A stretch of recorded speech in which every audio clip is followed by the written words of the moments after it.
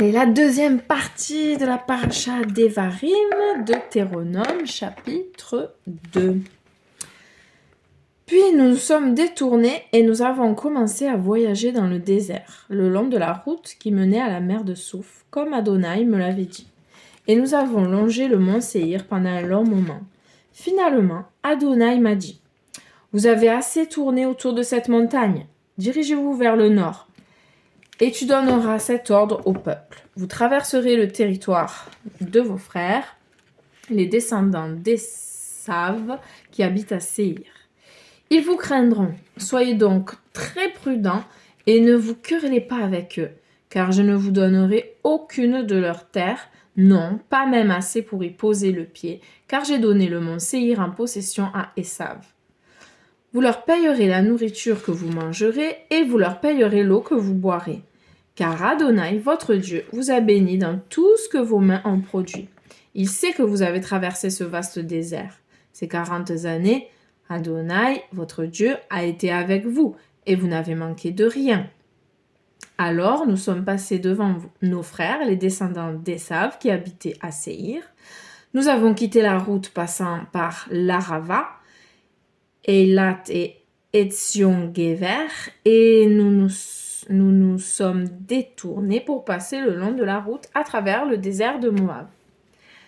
Adonai m'a dit, ne sois pas hostile vers Moab et ne les combats pas, car je ne te donnerai pas leur pays en possession, car j'ai déjà donné le territoire d'Ar aux descendants de Lot. Les Émim habitaient là auparavant, un peuple grand et nombreux, aussi grand que les Anakim. Ils sont également considérés comme des Réphaïm, de même que les Anakim, mais les Moavim les appellent Émim. Les Horim habitaient à Séhir, mais les descendants d'Esav les dépossédèrent, les exterminèrent et s'établirent à leur place. Israël fit de même dans le pays qu'Adonai leur donna et dont ils prirent possession. Et maintenant, allez et traversez le Wadi de Zéred. Et nous avons traversé le Wadi de Zéred. Entre notre départ de Kadesh Barnéa et notre traversée du Wadi de Zéred, il s'est écoulé 38 ans, jusqu'à ce que toute la génération des hommes capables de porter les armes ait été éliminée du campement, comme Adonai l'avait juré. De plus, la main d'Adonai fut contre eux pour les arracher du campement, jusqu'à ce que le dernier d'entre eux ait péri. Lorsque tous les hommes qui pouvaient porter les armes eurent péri et ne firent plus partie du peuple, Adonai me dit, « Aujourd'hui, vous traverserez la frontière de Moab à Ar.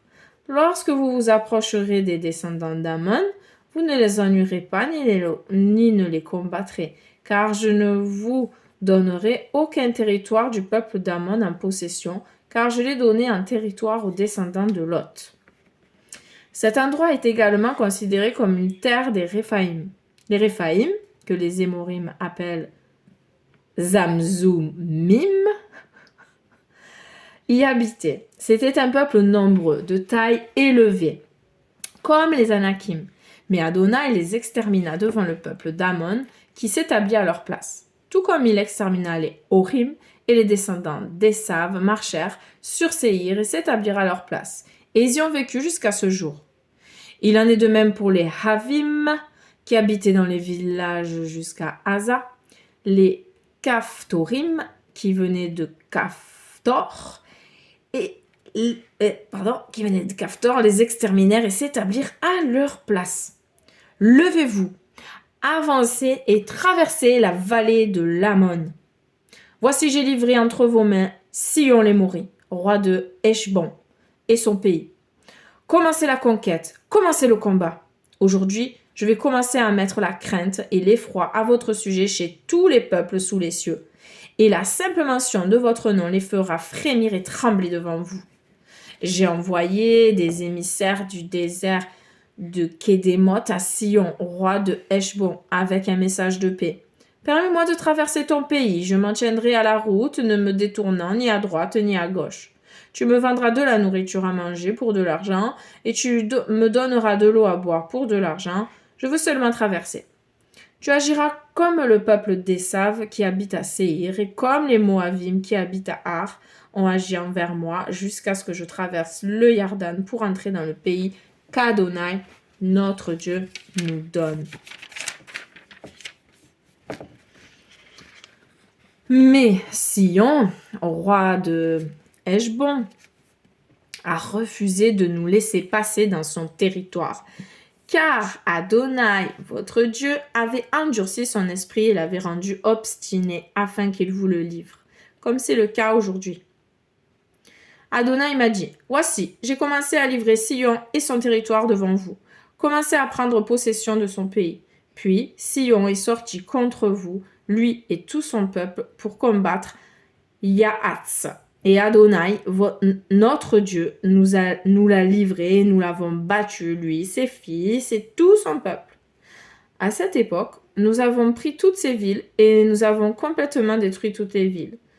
Hommes, femmes, enfants, nous n'avons laissé aucun. Nous n'avons pris que le bétail en butin pour nous, ainsi que le butin des villes que nous avions prises.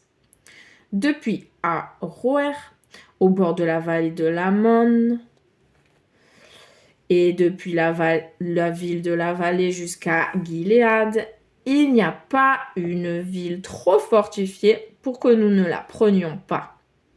Adonai, notre Dieu, nous les a toutes données. Le seul pays que vous n'avez pas approché était celui des descendants d'Amon, la région autour de Yabok, les villes des collines et tous les endroits où Adonai, notre Dieu, nous a interdit d'aller. Fin du chapitre 2 de cette deuxième partie de la paracha Devarim.